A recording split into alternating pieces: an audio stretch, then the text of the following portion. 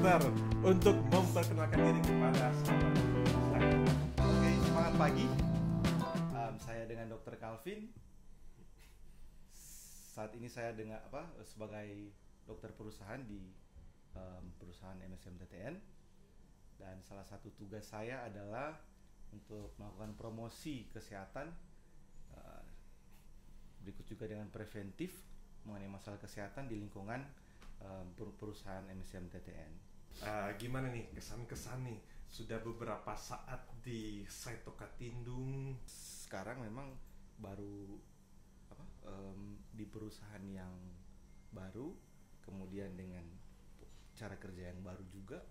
Kalau yang kemarin kan ada kayak provider, jadi mungkin beda tugas dan tanggung jawab kita. Kalau yang sekarang emang di perusahaannya langsung kita bekerja sama lah dengan rekan-rekan lain, provider lain. Oke, sip Pak Dokter. Semoga Pak Dokter selalu enjoy Pak untuk menangani untuk tugas tanggung jawab yang ada di Toka maupun di nanti sampai di Wesco juga dok ya. Iya, sampai di Wesco. Luar biasa. Baik, dokter. Jadi untuk tema kita kan adalah healthy lifestyle. Nah, kira-kira nih bagaimana sih hubungan antara tema K3 nasional dengan topik kita atau tema kita, yaitu healthy lifestyle. Nah, kalau kita lihat kan untuk tema K3 nasional itu terwujudnya pekerjaan layak dan berbudaya K3 ya, guna untuk mendukung keberlangsungan usaha di setiap tempat kerja. Nah, kira-kira apa nih hubungan antara tema tersebut dengan healthy lifestyle? K3 itu sendiri ada aspek kesehatan di dalamnya. Melakukan pendekatan dari sisi medis. Melakukan pendekatan dari sisi medis tentunya ada beberapa hal yang kita lakukan dalam penerapan hal tersebut, karena untuk mencapai suatu budaya bekerja yang aman, tentu kita harus melakukan juga pendekatan-pendekatan terkait dari kesehatan karyawan sendiri gitu. Oke, baik. Jadi sebenarnya berarti dalam K3 ini ada kegiatan-kegiatan yang bersifat promosi begitu, iya, ya, tentang kesehatan pekerja juga. Nah, kalau begitu nih, kalau kita bicara nih tentang kegiatan-kegiatan implementasi K3, salah satu di situ adalah berbicara tentang mengenai pemeriksaan kesehatan pekerja. Iya. Nah, jadi apa sih dok ini, apa pentingnya dari kita melihat bagaimana kondisi kita sebagai pekerja? Promosi dan preventif itu ya, di perusahaan kita melakukan ya medical check up. Medical check up itu sendiri bertujuan untuk kita memeriksa karyawan dan calon karyawan, baik dia sebelum kontrak maupun sementara berjalan pekerjaan dia, tugasnya dia sebagai karyawan. Di perusahaan kita ini kesehatan karyawan dan pekerja itu menjadi salah satu yang paling penting. Mengapa kita melakukan medical check up kepada karyawan? Karena satu, medical check up itu sendiri diatur oleh peraturan pemerintah. Peraturan pemerintah itu salah satunya adalah Peraturan Menteri Tenaga Kerja dan Transmigrasi nomor 2 tahun 80. Kemudian ada juga Dirjen Minerba nomor 185 tahun 2019 mengenai pemeriksaan kesehatan kepada karyawan awal, periodik, serta ada pemeriksaan khusus juga gitu. Nah, salah satu tujuan juga untuk melakukan medical check up yaitu agar perusahaan kita dapat mengenali dan mengatur resiko-resiko yang bisa terjadi ke depan kepada perusahaan maupun kepada si karyawan tersebut gitu. Kan agak lucu kalau misalnya pada pemeriksaan karyawan sebelumnya kita dapatkan misalnya contoh nih penyakit yang menular kemudian kita tidak mengindahkan risiko itu. Jadi khusus untuk calon karyawan mungkin akan bertujuan untuk mengurangi risiko itu dengan kita tidak melanjutkan kontrak. Tapi kalau kepada karyawannya yang sementara bekerja, kita ada juga penanganan yang akan dilakukan ketika kita mendapatkan hasil MCU yang seperti itu. Misalnya ada penyakit yang harus kita ada penanganan khusus. Oke. Jadi sebenarnya berarti medical check up ini adalah juga kepentingan karyawan. Berarti dia bisa memeriksakan kesehatannya bagaimana secara berkala juga, bukan hanya ketika dia masuk dok ya, tapi secara berkala dia bisa memeriksakan diri kondisi kesehatan bagaimana, dengan harapan ketika dia sudah ada medical check up, dia ketahui kondisinya, maka kalau dia bisa menjaga kondisinya agak perform untuk melakukan tugas, maka itu tentunya akan sangat membantu dia dalam produktivitas kerjanya dia. Betul. Oke. Nah, kalau begitu, bagaimana sih dok mekanisme untuk MCU itu sendiri, dan bagaimana ketika seseorang itu dia mau mengkonsultasikan hasil medical check up-nya? Jadi mekanisme MCU itu sendiri yang kita tahu ya sekarang, awalnya itu pasti propose oleh bagian atau departemen HR.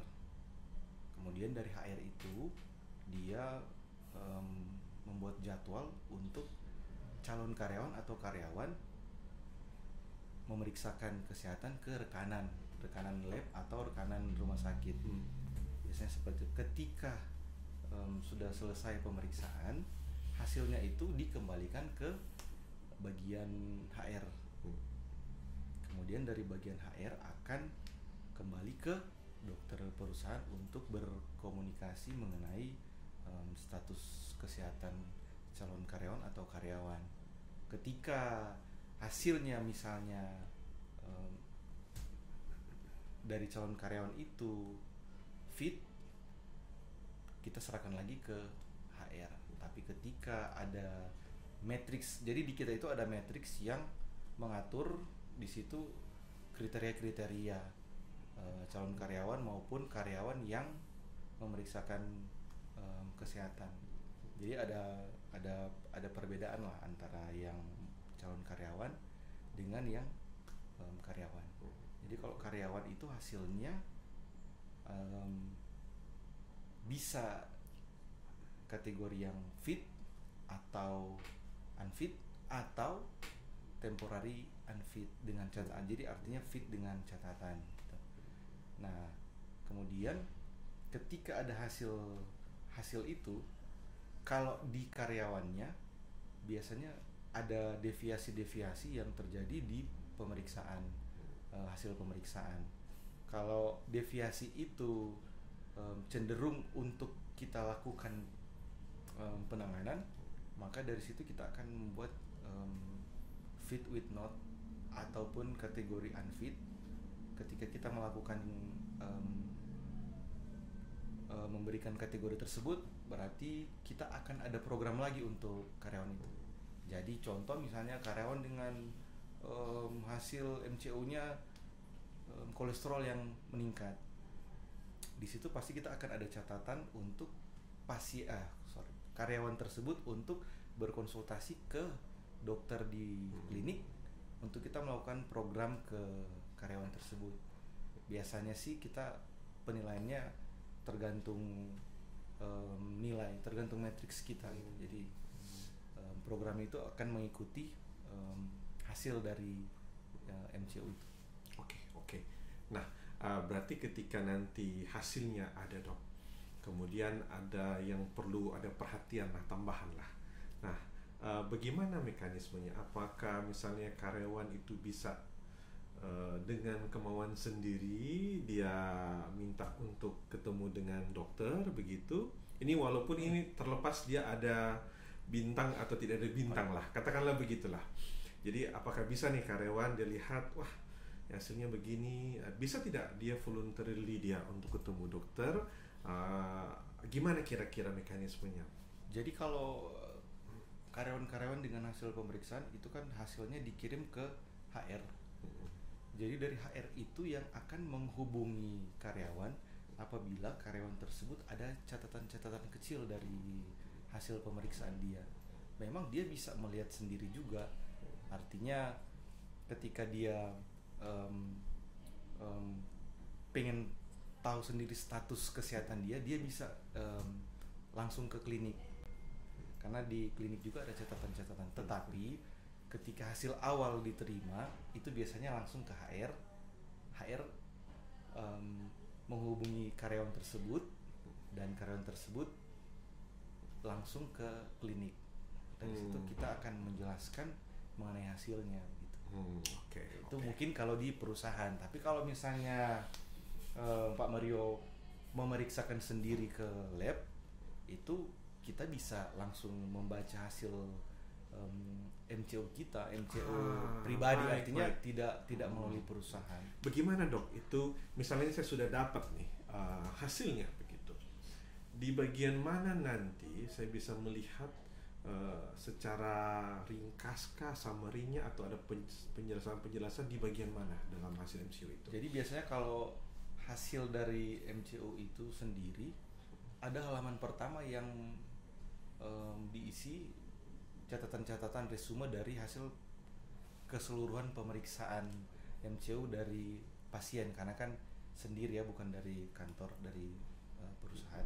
Di situ kita bisa langsung melihat sih hasilnya, apakah ada peningkatan ini atau ada penurunan fungsi begitu-begitu. Nah itu biasanya setelah kita dapat, kita bisa konsultasi ke dokter yang sering kita inilah, atau yang memberi rekomendasi ke pasien tersebut untuk melakukan medical check up. Nah, dengan catatan di sini ya kita harus mengedukasi juga ke pasien bila mana hasilnya sudah keluar, jangan sembarang lah untuk melakukan self diagnosis. Artinya sekarang itu banyak ya pasien-pasien yang kayaknya udah terlalu pintar. Artinya begini, ketika mereka mendapatkan suatu hasil atau ada keluhan, mereka langsung googling. Googling itu sendiri ya akan berpengaruh ke penilaian sendiri, bukan penilaian berdasarkan hasil yang dari profesional gitu. Jadi dia lihat, oh hasil kolesterol saya ini meningkat 220, padahal nilai normalnya harus di bawah 200 contoh. Maka dia mulai melakukan inilah, oh kalau terjadi peningkatan bisa saja begini, oh saya ada keluhan nyeri dada mungkin karena ini gitu. Tanpa dia berkonsultasi, dia langsung memikirkan oh ini bisa penyakit jantung. Nah itu yang akan berakibat lebih buruk ke pasien itu sendiri, karena dengan dia berpikir seperti itu bisa mempengaruhi juga, oh jangan-jangan memang saya betul atau benar sakit jantung. Jadi dia hasilnya dia terima, tapi dia kemudian ambil handphone kan, ketik-ketik ini langsung. Apa ya kira-kira menurut Om Google. Kemudian kemudian dia seperti contoh baru tadi, wah saya ternyata ini sakit jantung, padahal mungkin tidak juga ya. Betul. Justru akan menambah kekhawatiran dari karena itu sendiri berarti Pak Dokter ya. Oke, siap. Nah kalau gitu tentang MCU nih, apa sih hal-hal yang harus dipersiapkan nih ketika seseorang atau karyawan dia akan melaksanakan MCU? Apa yang harus dia siapkan? Biasanya kalau karyawan itu ya mau melakukan MCU itu ada instruksi dari dokter. Nah biasanya instruksi itu berupa harus puasa, tidak melakukan aktivitas fisik berlebihan 1 hari sebelum melakukan MCU, kemudian tidak minum vitamin, tidak sedang mengkonsumsi vitamin atau suplemen. Kemudian ada juga obat-obat tertentu yang akan mempengaruhi hasil, contoh dia melakukan treadmill, berarti kalau dia mengkonsumsi obat-obat jantung atau obat-obat yang tekanan darah yang tertentu, itu harus di stop dulu karena akan mempengaruhi hasil. Kemudian yang utama itu biasanya dokter akan memberikan instruksi puasa. Puasa itu yaitu salah satu puasa makan, kemudian ada juga puasa minuman manis, kemudian bisa juga puasa merokok, kemudian puasa kalau orang yang biasa mengkonsumsi alkohol pasti dokter akan bilang puasa dulu contoh 2 hari, biasanya 2 hari 48 jam. Nah itu instruksi-instruksi yang biasa diberikan dokter. Ada juga yang khusus, pemeriksaan khusus, misalnya kalau karyawan yang akan melakukan pemeriksaan misalnya audiometri, itu ada catatan-catatan khusus juga di situ yang akan diinstruksikan oleh dokter. Biasanya seperti itu sih. Baik. Tadi contoh dok yang kalau puasa kan kita kan biasa sudah tahu kira-kira berapa jam sebelum tidak boleh makan misalnya. Tapi kalau misalnya ada vitamin maupun obat-obatan tertentu, nah batasannya itu tidak boleh mengkonsumsi di hari hanya atau H-1 atau berapa jam sebelum biasanya? Nah itu biasanya kan dokter akan ada catatan tersendiri untuk pasien yang sudah atau karyawan yang melakukan MCO yang periodik. Nah di situ kan pasti akan ada catatan kalau misalnya Pak Mario ini dia dari status MCO terakhir dia memang sudah mengkonsumsi obat misalnya bisoprolol yang akan mempengaruhi hasil dari treadmill atau pemeriksaan fisik beban jantung gitu. Itu yang akan dokter pertimbangkan dan biasanya berikan solusi mengenai hal tersebut. Tapi kalau mau pertanyaannya stop minum, iya. Tapi kalau misalnya puasa biasanya sih 10 jam bebas dari obat itu. Oke, baik, terima kasih dok. Nah, selanjutnya, bagaimana sih gambaran hasil MCU kita nih dari tahun 2019 sampai tahun 2022 dok? Ada di chart kita itu nanti, mungkin nanti akan dilihat hasil MCO kita tahun 2019 sampai sekarang itu memang cenderung naik, deviasinya ke arah peningkatan kolesterol. Itu yang satu yang paling banyak peningkatan. Yang kedua itu fungsi hati yang ada gangguan, jadi pemeriksaannya pasti terjadi peningkatan fungsi hatinya. Yang ketiga ada juga gula, diabetes mellitus, itu ada peningkatan juga dari tahun 2019 ke tahun 2020. Kemudian yang terakhir itu yang paling banyak juga asam urat. Okay. Nah, ini hasil ini memang cenderung pola kita, pola hidup kita, pola makan kita yang sering kita konsumsi di site maupun di yang tinggal di luar ya. Memang cenderung sih kalau orang-orang kita kan orang di sini sepertinya emang agak berlebihan kalau makan makanan yang tahulah sendiri. Daging-daging. Iya, daging-daging. Kemudian juga konsumsi alkohol itu yang sering bikin gangguan sih gitu. Baru konsumsi juga gula berlebihan bikin sampai hasil MCO itu deviasinya kesini makin meningkat. Makanya kita nanti berjalan ini memang sebelumnya memang sudah ada program untuk bagaimana kita akan mengurangi deviasi MCO itu sendiri gitu. Kita akan jalan, tapi nanti berikut kita bicara lagi untuk program itu. Berarti dok, saya ulangi lagi, pertama adalah kolesterol, yang kedua adalah fungsi hati, ketiga diabetes mellitus, dan keempat adalah asam urat. Berarti kira-kira dok, topik-topik ini yang akan diangkat dalam webinar atau podcast berikutnya dok ya. Betul. Oke ya. Karena ini kan hasil yang kayak tadi itu sebenarnya bukan penyakit, jadi hanya deviasi ke arah penyakit gitu. Jadi kalau misalnya gula meningkat, dia akan cenderung memang ke diabetes dan lain-lain lah, fungsi hati lah, atau itu semua berkaitan sih. Tapi nanti ada sesi berikut kita akan bicara lebih lagi, mungkin dengan dokter spesialis juga. Iya, yes.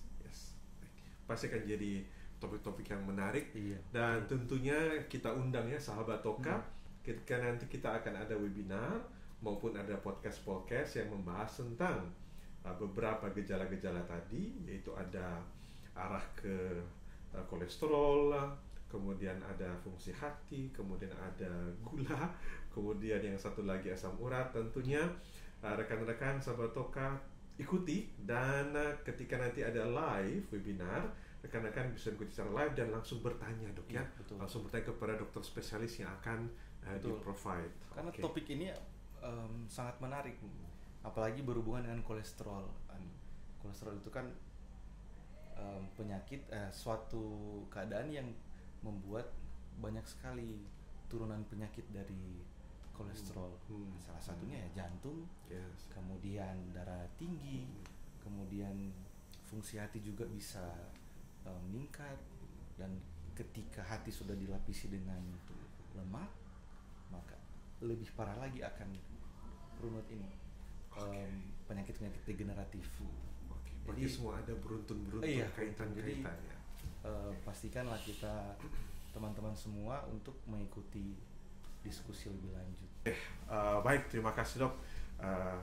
Tidak terasa ini waktunya kita sudah menuju at the end, tapi banyak sekali saya rasa yang bisa didapatkan oleh sahabat Toka dari apa yang Pak Dokter sampaikan pada saat ini. Nah, apa nih closing statement untuk podcast kita kali ini? Jadi kesehatan itu penting. Artinya begini, ketika kita menjaga kesehatan kita, berarti kita menghargai diri kita sendiri, menyayangi diri kita sendiri.